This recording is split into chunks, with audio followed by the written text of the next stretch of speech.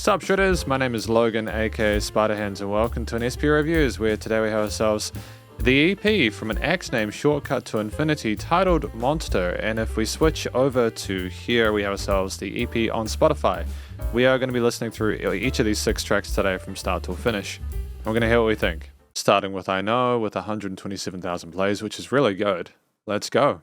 I know it is getting out of control. All the fears that I don't show keep me thinking, make me slow. And in the shadows they do grow. Oh baby, baby, please look out. There will be a time when I black out. Don't want you to be around. Want you to be safe and sound. It's straight to the point, isn't it? Cutting to the chase here with the vocals, drums, guitar and bass. No intro core. Splendid. Deserve it better. I have to let you go. You deserve it better, baby. Yes, I know. Wanna be the strong man on your side, but I'm more Jekyll than I am Hyde. When the situation's about to collide, you better run and hide. It's great to just let things float here with the guitars, right?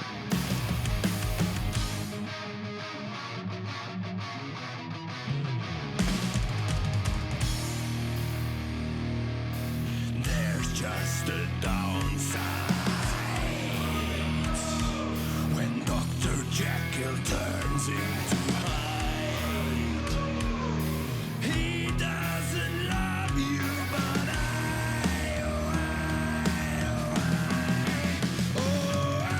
do. Great unison note there, coupled with the vocal fry. It's great. It is getting out of control. I can feel it, it's time to go.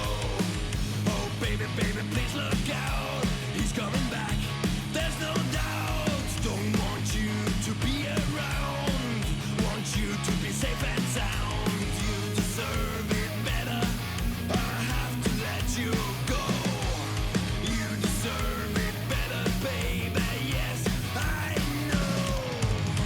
Something within can't be tamed. It's getting stronger, I'm afraid. Starts by making me outraged, making me blind, turns love to hate.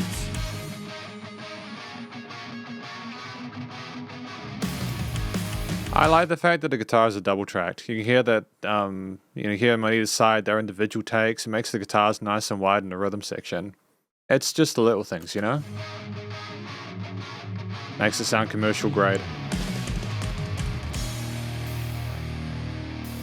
There's just a downside when Dr. Jekyll turns into Hyde. He doesn't love you, but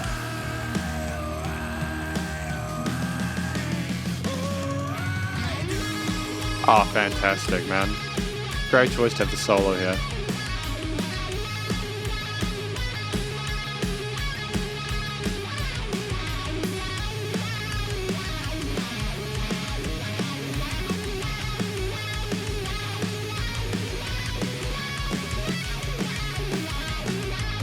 What I would recommend though is I'm wondering if that lead guitar wasn't as like the tiniest smidge a little bit too present in the mix.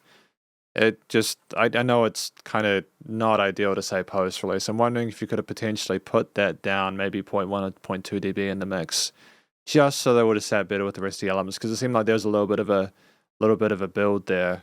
But still, the solo sounded dope. I like the use of the wah pedal and the tremolo picking. It was great. Deserve it better. I have to let you go. You deserve it better, baby. Yes, I know.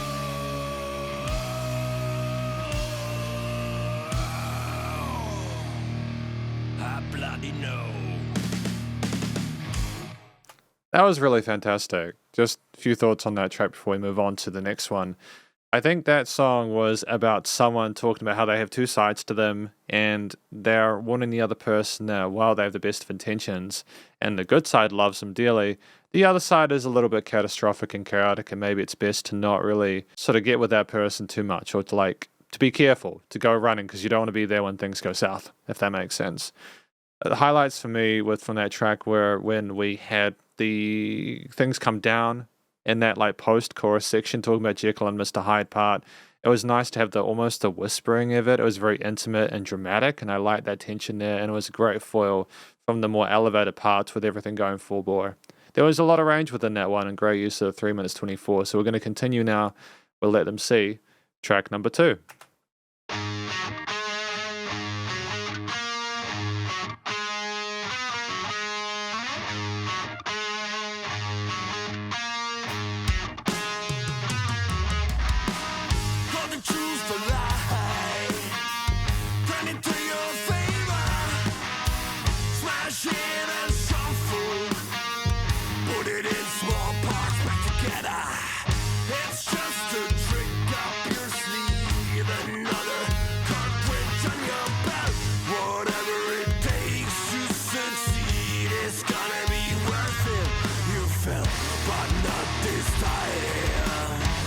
That's heavy as hell, man.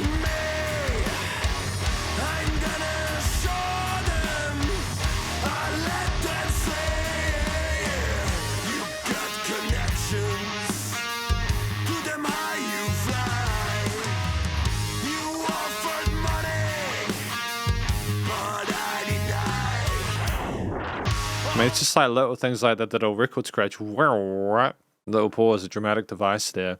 Really important to occasionally break the flow of tracks you're creating, because if things are the same the entire time, the listeners will just tune out no matter how dope it sounds initially.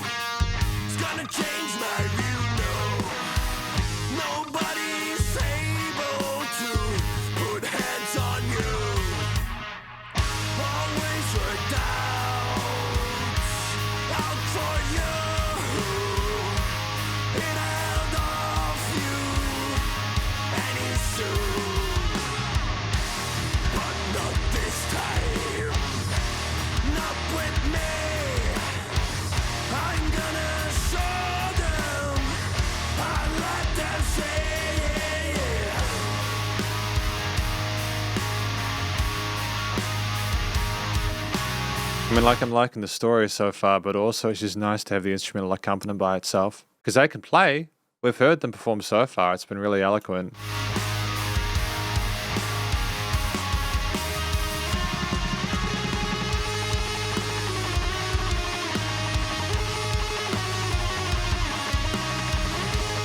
We really do seem to like our tremolo picking with these lead phrases.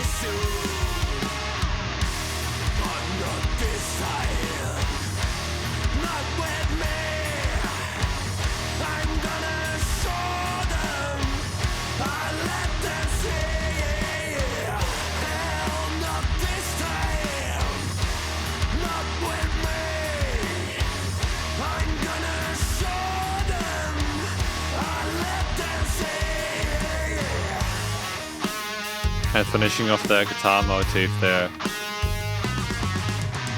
Great use of triplet fills there.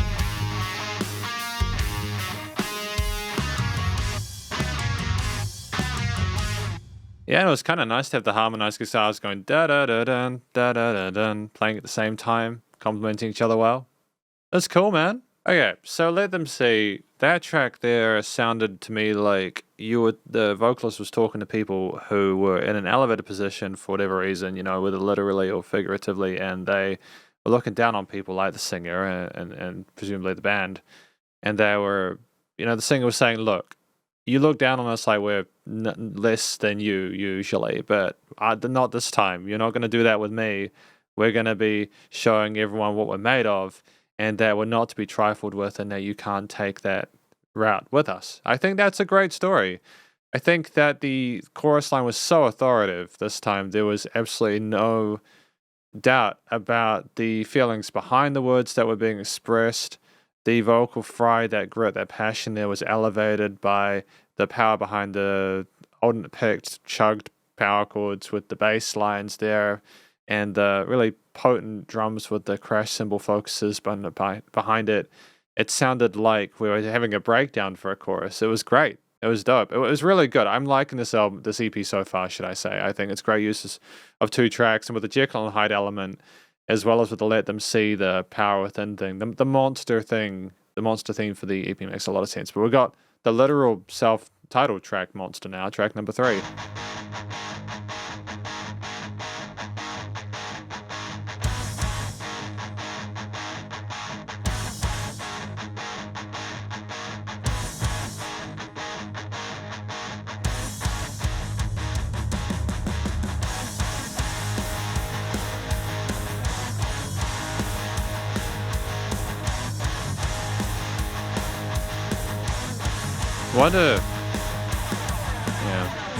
I was gonna say, it kind of reminds me a lot of the kind of ACD-ish kind of stuff I heard back in the day. I wonder if they're one of the influences.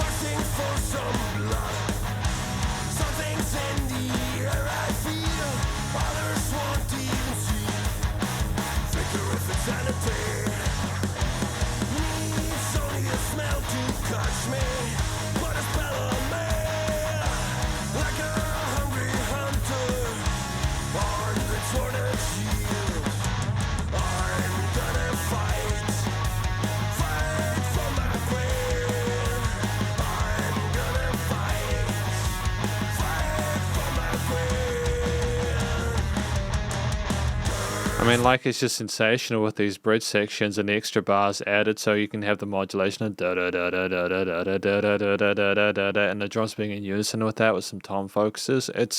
It's great. They're showing their understanding of music theory and composition well.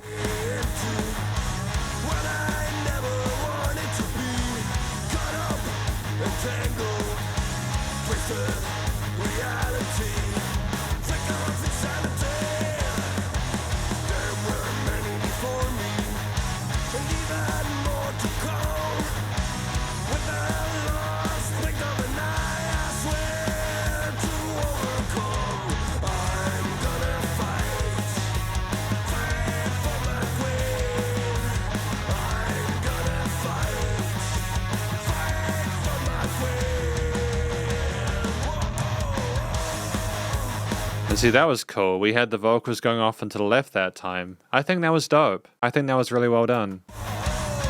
It's nice to explore the stereo field like that.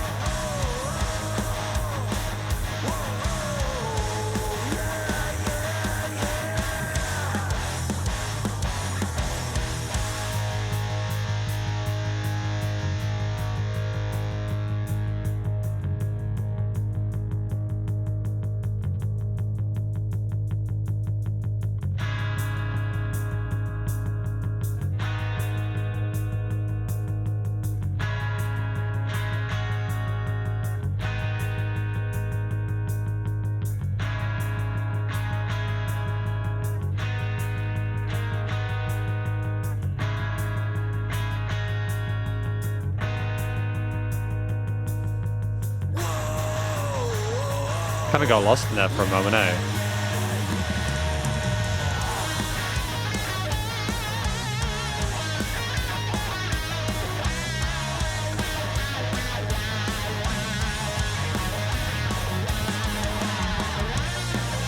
Key change? Something we haven't had yet.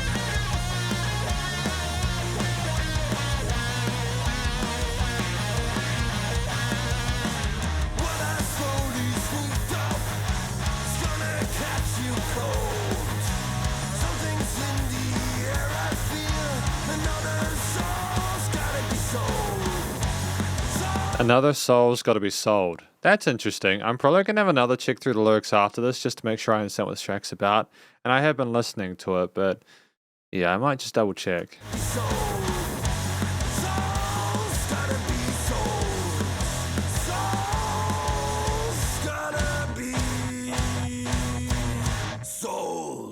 And it's just nice to have that sold, that vocal line, the emphasis there after the monster thing.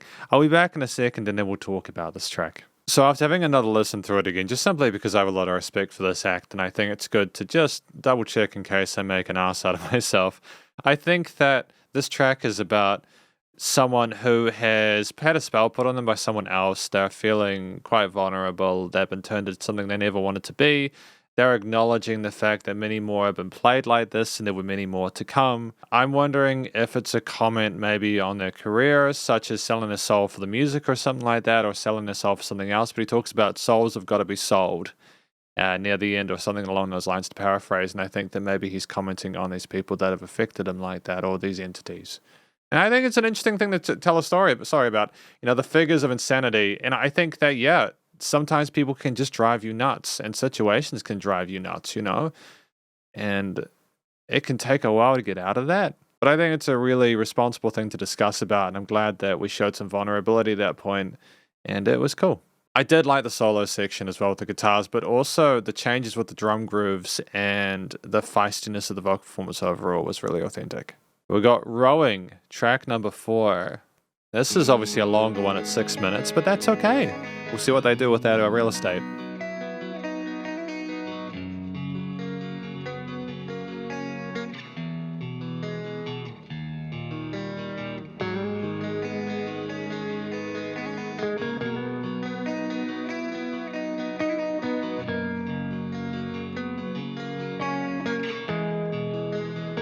Very somber with these minor choices.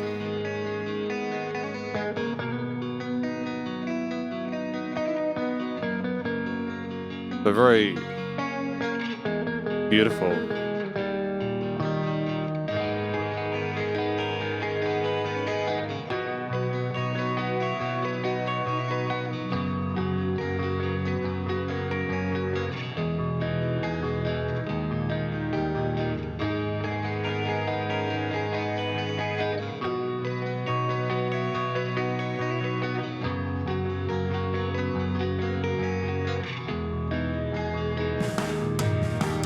I think that's one of the best intros I've heard to a track in a very long time during these reviews.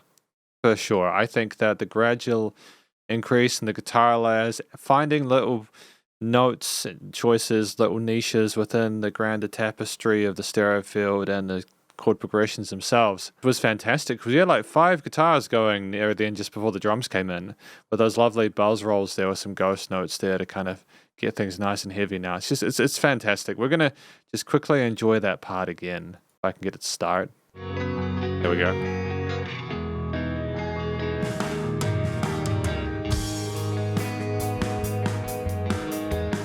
And still no vocals.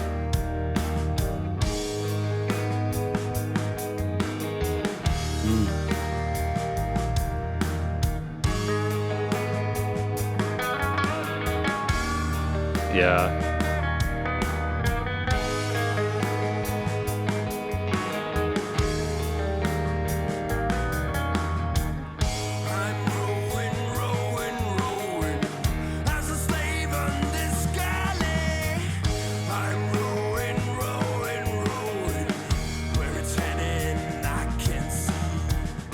Oh, there was some finesse with those triplet ghosts on the snares there, dude. That drummer can play. I also want to give a shout out to that sort of guitar solo thing going on before the vocals came in. There is such attention to detail within this track, man.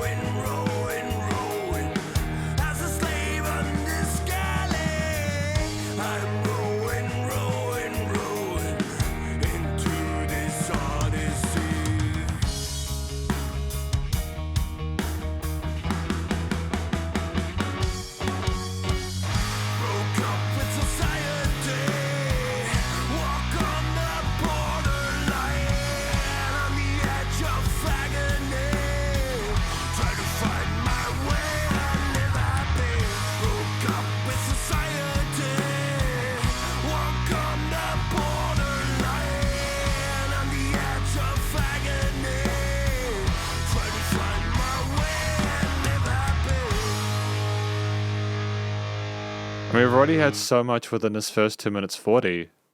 So much stuff. And I think it's a really ballsy move to have the intro be pure instrumental for like first 1.5 minutes, but it worked. I think when you've earned the attention to listener through 3 really well constructed tracks and a longer form one like this, you kind of have the agency to do that. You've earned it, at least in my opinion, you know?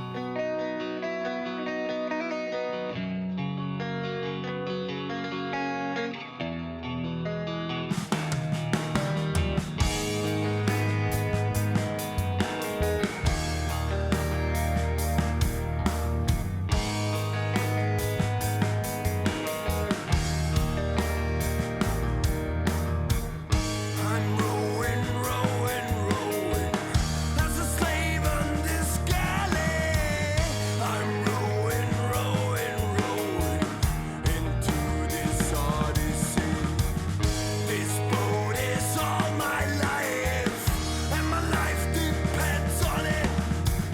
When it sinks to the bottom, I'll be still chained to it. I think the intensity there, especially after Monster, where he talked about soloing his soul and having a spell cast on him, the rowing, him not being able to escape, just continuing to move forward. I assume it's figurative. It's not literally a situation where he's in a boat rowing, but you just, with the bluesy intonations there with some of those chord shapes and the clean pick guitars, you really do feel the emotional weight of it. It's someone who is struggling in their own ocean there, constantly terrified that they are going to sink and they're going to drown because they can't escape from the place they're in. I think it's tremendous. Tremendous songwriting, and really appreciate the honesty, you know? Broke up with society, walk on the borderline, on the edge of agony, try to find my way and live happy. Broke up with society, walk on the borderline, on the edge of agony, try to find my way and live happy. Breathe in, breathe out, look up to the clouds, push forward, look down to the chain, feel the pain, pull back to the gym, breathe out, breathe in, don't think about the sin, not the sense by chance, take another glance to the horizon. Ah, wonderful, man.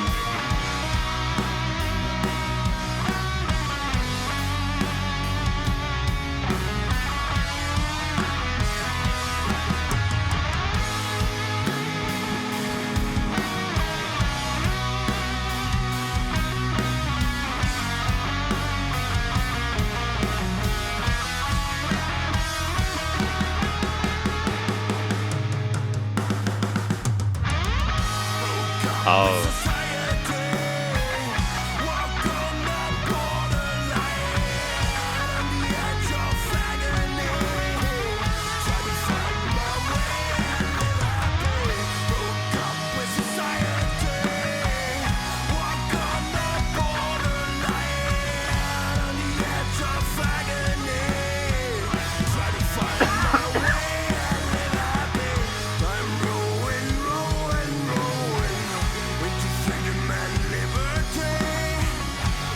I don't want to interrupt it.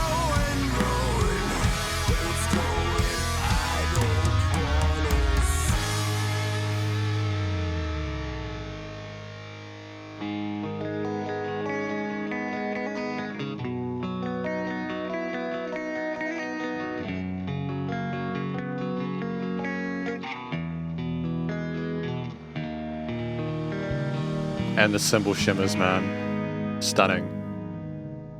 And that little bass slide as well, the vroom.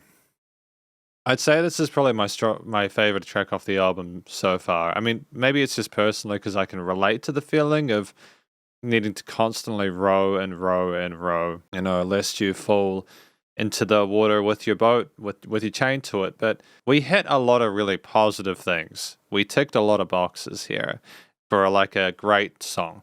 One, we had a really intriguing, well-developed, ornate, and maturely articulate solo intro section with the instrumental guitars really fascinating ideas and more fascination and more fascination and more fascination, right? We then obviously had the bass and the drums come in with a wonderful buzz rollish kind of drum intro there where things are nice and tight there. The bass almost being a little more sort of simple to balance out the requirements and equilibrium within the arrangement. The vocals coming in with that rowing, and that really easily recognizable vocal line there. And we're just off. We're already 2 minutes through at that point, practically, by the time the first chorus came in, with the distorted guitars that we've been so used to throughout this album coming in at that point, and only at that point. And what I love about that is that we're not frightened of letting the listener just sit with something a little bit less intense. We have shown that we can make great music, and we can keep people intrigued, and we are then allowing ourselves to just enjoy that natural boost that comes with the distorted double track parts. In addition to that, what I appreciated was that we had more story kind of emphasized and put in across. The chorus line was easy to understand. We had the solo section come in with the guitars eventually there. And then we had like dynamic range with a little sort of fill crescendos and stuff going in between each chorus. But then also, we not only had the solo stop, we then had everything in the big outro chorus coming with the guitars over top of the vocals and everything else. Everyone playing their hearts out with the final guitar motif at the end there with the bass and the drums shimmering it out. It's a masterpiece. I think that it's a phenomenal song, and I think they ought to be very proud of themselves. It's not often these days, if I'm honest, that I find great music, you know. And a lot of the songs I've heard beforehand have been well done, but there was just something special about this one. It really felt like we went on a journey musically and lyrically. And the irony is that I feel like maybe the story wasn't as complicated as previous ones, but they're different form factors, and maybe I'm just a sucker for longer form tracks that hit the nail on the head, you know.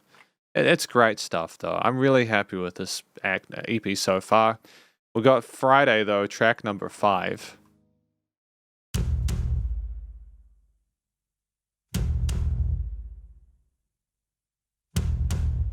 So heavy, man, with the drums and bass.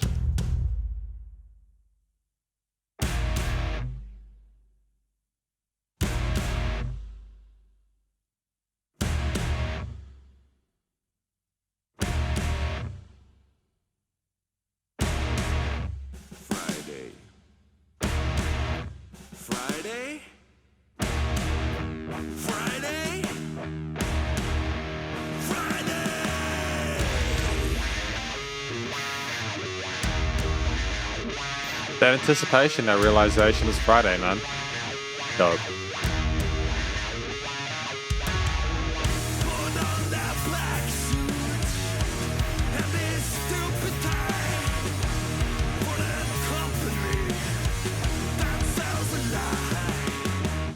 Work 8 to 5 to pay the bills, and through the nights work on new skills.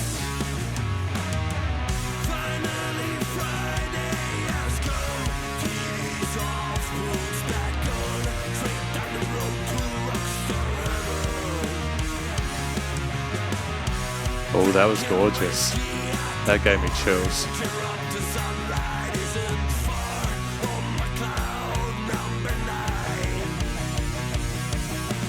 It's not just that we have really compelling vocal lines and the chord progressions and the bass lines and drums are tight. It's these little guitar melodies how we're playing with minor intervals here. It's charming, dude.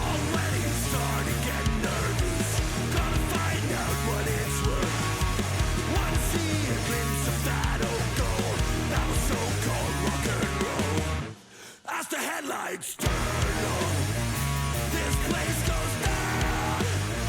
From the first to the last song, you're in the middle of the thunderstorm. Finally Friday has come, TV's off,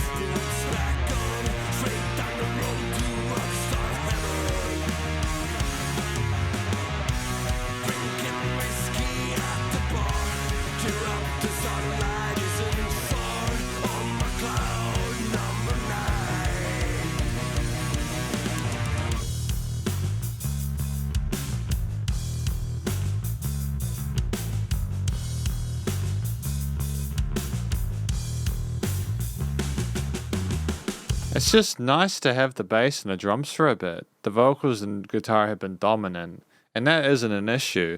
But to allow them to just groove, and it harkens back to the start of the track, you know? Try to forget about yesterday and the day before. Gonna dance or leave it out, all that in my core. Not gonna worry for tomorrow, yeah, little to no sorrows. Take the boring shitty life I have and shove it up your ass.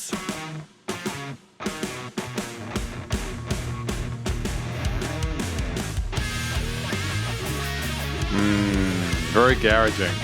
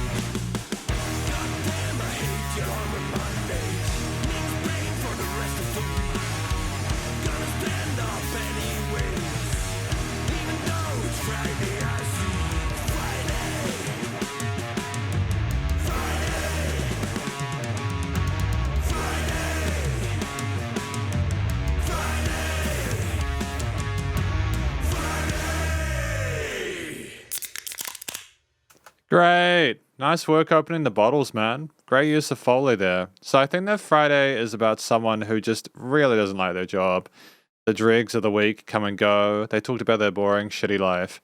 And then they move on to Friday where they go to Rockstar Heaven, they go to gigs, they enjoy themselves, they have fun, they have a great time. I think it's dope, man. I think that's living the dream. I mean, aside from the corporate hell thing, but, or, you know, whatever job you have, if you don't enjoy it, obviously that sucks. And it's great they have the escape there. I think it's kind of had a groovy, bluesy tone to it. The solo there with the wah pedal and fuzz was wonderful. The start of it, the dum-dum, you know, with the bass and drums was just so powerful, though. It was so dramatic. It was like, wait, what's going on? Friday, and it just gets more and more excited and just get to riff on that. We talked about how much we don't like Mondays as well, which I think is a universal thing because of the Industrial Revolution and how it changed things forever for better or worse. But yeah, it's great. Good song. I enjoyed my time with it. Really competent instrumental and vocal performance here with a story that is affecting. We got Heavy Stone, the last track for today. Let's continue.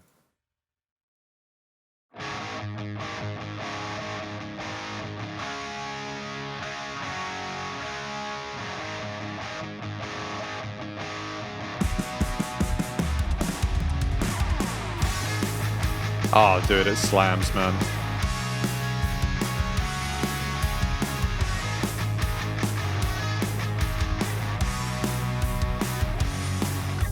Don't cry about what goes.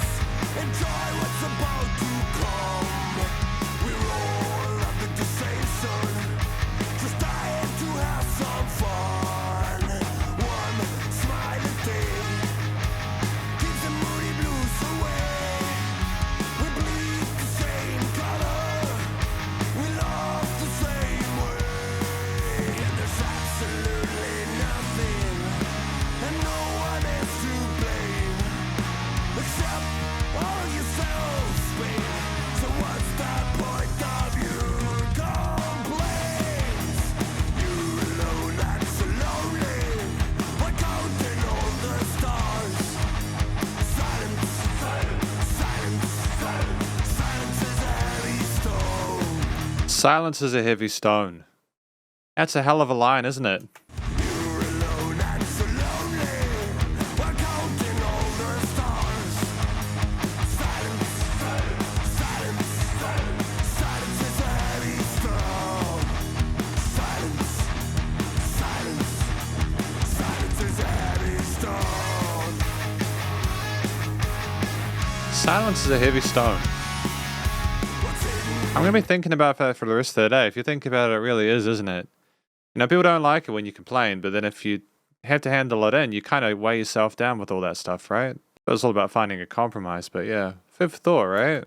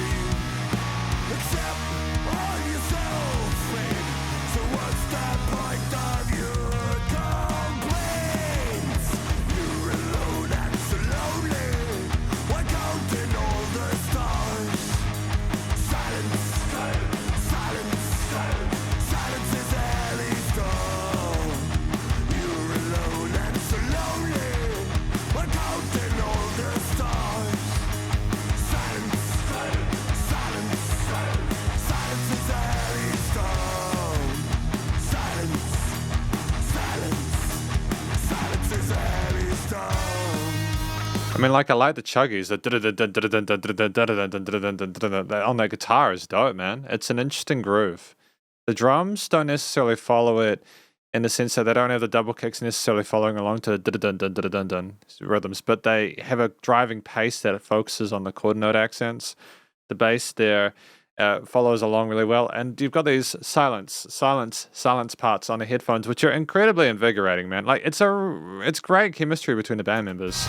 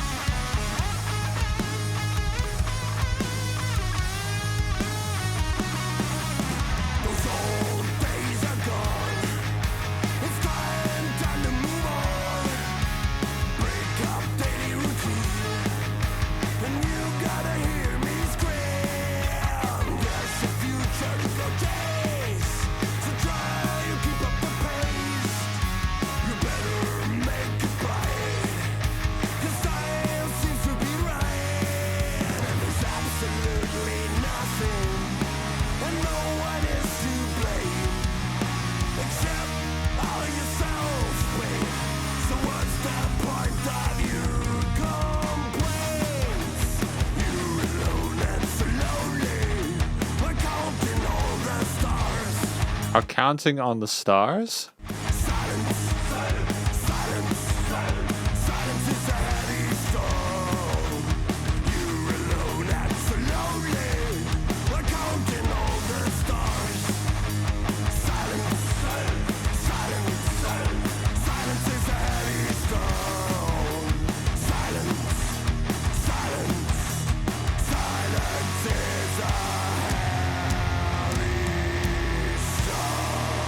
Oh, the huge finish there, dude. And that pitch shift on the octave one, on the octave pedal, is dope, man.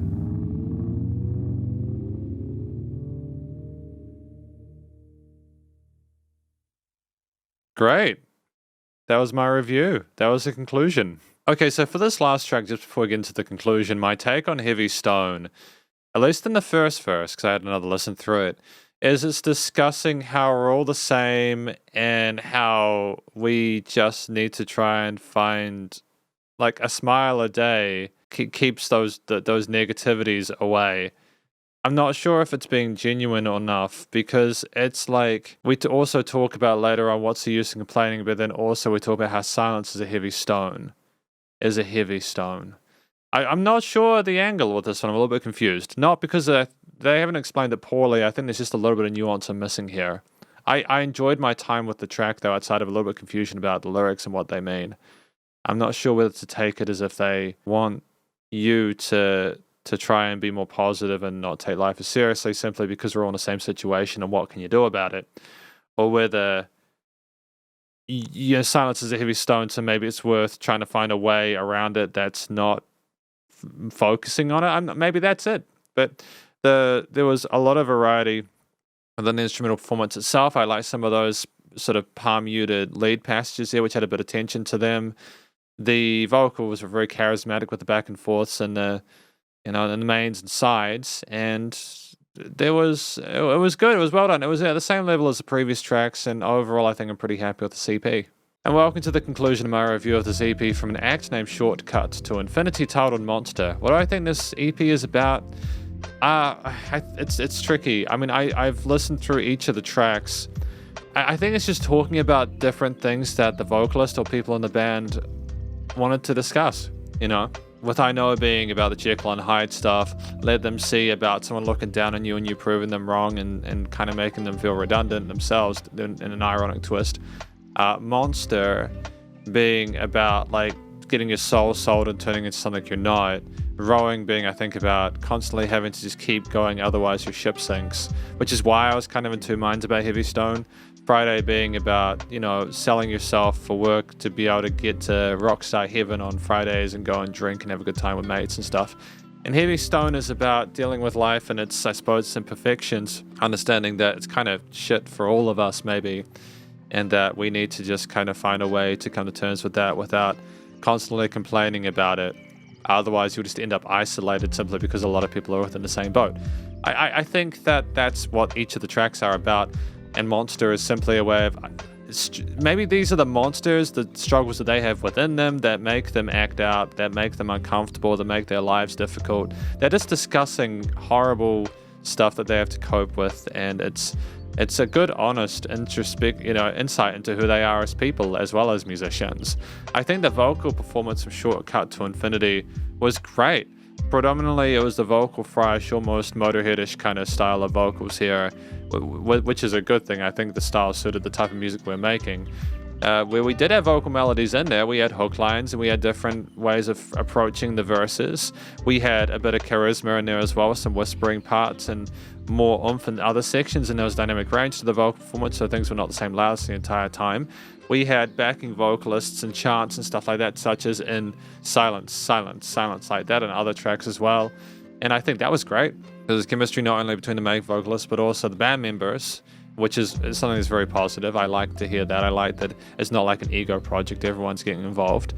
I think ultimately the style of vocals, while not super duper colorful and things fluctuating all around in like a wide range of pitch between the head and chest voice and stuff, the fry made it more grounded. And ultimately, I think we did a very good job at articulating ourselves in a way that made sense to the story and seemed authentic to the topics that we were discussing. The tracks themselves within the EP are typically between like 3 minutes, 24 to up to 6:10. And usually I prefer the shorter tracks, but actually with this one, I think Rowing was my favorite, because while each track had its traditional verses and choruses and some interludes, maybe the occasional breakdown, they had, most of them had a solo section which was well articulated and well played. I think what was really cool about this was that Rowing had that wonderful, as I spoke about with the track, and I won't go into it too much here in order to not repeat myself to an excruciating extent, but just the way it was, had that 1.5 minute instrumental intro with the verses and choruses, the really tight passages between hand, the solo guitar coming in that solo section to then play on top of the vocals like they did, and like in tracks like Friday and stuff like that. I think they panned the lead guitar on the side in the last outro chorus, which is great. But I think that it segged the best way, niched the best way within that track, and it was a great use of 6 minutes.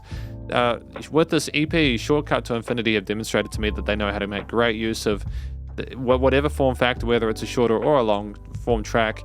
I Know was a phenomenal intro to this album, and Heavy Stone was a fantastic outro, and I think that the general movement through it was very well done. I think that if you pay attention to the lyrics, the story chronologically makes sense, and if we look at all the different instruments within it, I think that they're very easy to kind of understand and kind of take care of and mentally assign value to. Like, for example, if I focus on the guitars, because they're obviously one of the more prominent elements there, the combination of power chords interval string skipped parts, the chugged rhythm sections, the really ballsy pentatonic leads there that we had. There were some bluesy situations going on with lots of shred and tremolo as well, wah pedal occasionally.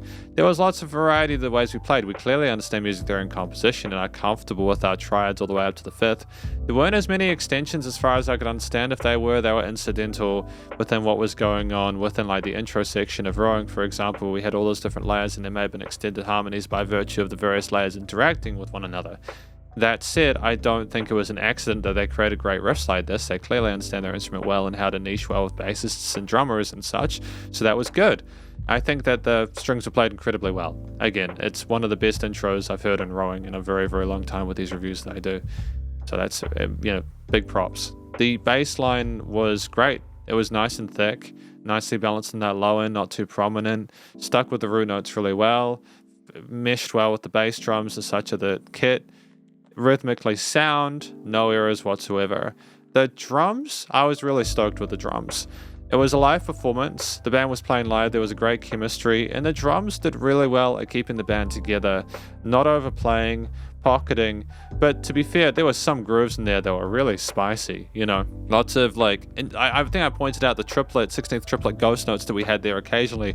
There was a lot of it was very technical. There was clear effort put in to change the different grooves and chops that we had in order to suit the mood that we're in with the song, with the particular section that we're at.